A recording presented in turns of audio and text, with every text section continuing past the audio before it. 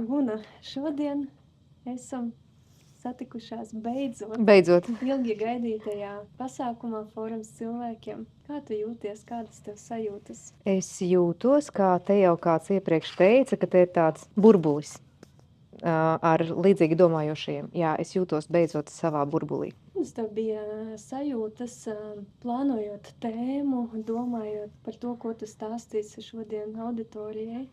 Galīgi nebija grūti izdomāt tēmu, ko es stāstīšu, jo tā ir vienīgā vissvarīgākā, lai cilvēks savā dzīvē būtu laimīgs. Un īstenībā katrs cilvēks tiecās uz laimes sajūtu.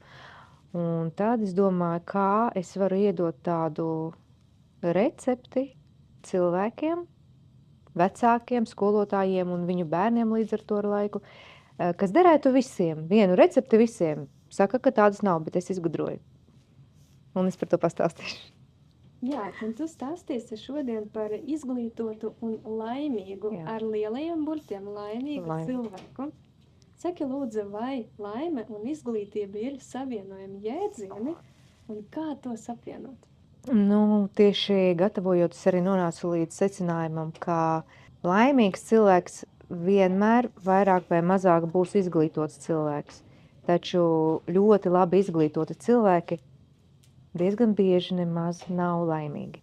Un tāpēc hierarhiski svarīgāko liekot priekšā, kā zirgu ragavām, nevis otrādi, vai ne, mēs mērķējot uz savu laimes sajūtu, arī panākam zināmā mērā izglītotību.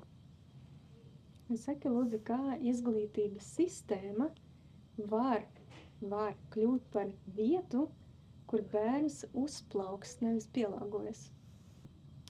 Saglabājot maksimāli daudz izvēles iespēju vecākiem, izvēlēties savu bērnu izglītību, piemērotāko izglītības modeli. Un šobrīd Latvijā ir pietiekami laba izvēle, sākot no mājmācības, beidzot ar dažādām privātajām skolām. Līdz ar to, mēs noteikti nedrīkstam samazināt šīs izvēles iespējas, jo nekad nederēs visiem viens un tas pats. Un muļķīgākais, ko šobrīd var darīt, tas ir veidot kaut kādu vienotu izglītības sistēmu visiem un cerēt, ka tas funkcionēs. Saki lūdzu, kādas izvēles vecākiem ir jāpieņem, ja viņi vēlas no sirds audzināt laimīgu bērnu? Kādas izvēles jāpieņem? Ir jāizvēlās noticēt tam, ka tavs bērns ir no dabas, no Dieva, no radīšanas brīža unikāls, gudrs, īpašs, ar viņam piemītošajām konkrētajām komponentēm, kuras viņam ir vajadzīgas viņa dzīves misijai, un ka viņš tās īstenos, ja tu netraucēsi. Ja tu vērosi, iepazīsi, kas viņš ir, un maksimāli radīs apstākļus, lai palīdzētu viņam tajā virzīties. Ticība tam, ka bērns ir vairāk labs nekā, ziniet, samaitāts un aizies ekrānos, darīs muļķības un pats no sevis neko labu negribēs. Tā nav taisnība. Es strādājot un komunicējot ar tevi, gatavojot šo fórumu, uzreiz pirmajās dienās ievirzījās, ka tu esi mūsu fóruma ambasadore no pirmās sekundes. Un tas viss bija tik, un joprojām ir tik sirsnīgi un patiesi. Un man personīgi nevajadzēja ne atgādināt, ne lūgt tur pāršērot, pārpostēt, neko. Un par to tev ir milzīgs paldies, ka tu esi mūsu sarga eņģelis visa šī pasākuma laikā.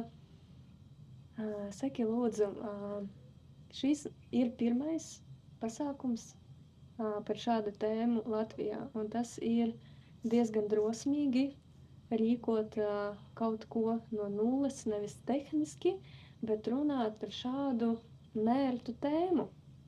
Ļoti nērta tēma personīgi katram, iekš ģimenes un arī sabiedrībām. Tā kā tu esi no pirmsākumiem veidojot šo formu, un tu jau esi reāli daļa no komandas, Kā tu sajūties, kad mēs decembrī, janvārī sākām par to runāt un tagad, vērojot visu, kas notiek šajās aizkulisēs par komunikācijām, vai tev ir radušās kādas interesantas atziņas, par ko mēs neesam runājušas? Pirmā mana doma bija, vai es te vispār nokļūšu, tāpēc, ka es gaidu bērniņu, un es zinu, cik man tas process parasti ir sarežģīts un grūts, un es uzreiz jums pateicu, ka es saku jā, bet es varu vienkārši neatbraukt kādā brīdī. Un ne bez problēmām mēs esam te, un par to jau ir liels prieks, bet par pašu procesu, kā tas rodās, tā kā tu saki, tā arī es to izjūtu jau no pirmā brīža. Un varbūt, ka tieši tur ir tas stāsts, ka man, es laikam kaut kur kādā ziņā nocietusies biju satikt cilvēkus, kas līdzīgi domā, un te viņu ir daudz. Un es par to esmu ļoti priecīga te būt un te dzirdēt arī pārējos spīkerus un komunicējot ar komandu. Man no sākuma jau nebija nekāda šauba, ka viss būs labi. Paldies! Jā, jo es redzēju sirds deksmi un tie patiesie tās komponentes, kurām ir jābūt, lai tas atvestu līdz mērķim. Kā tu domā,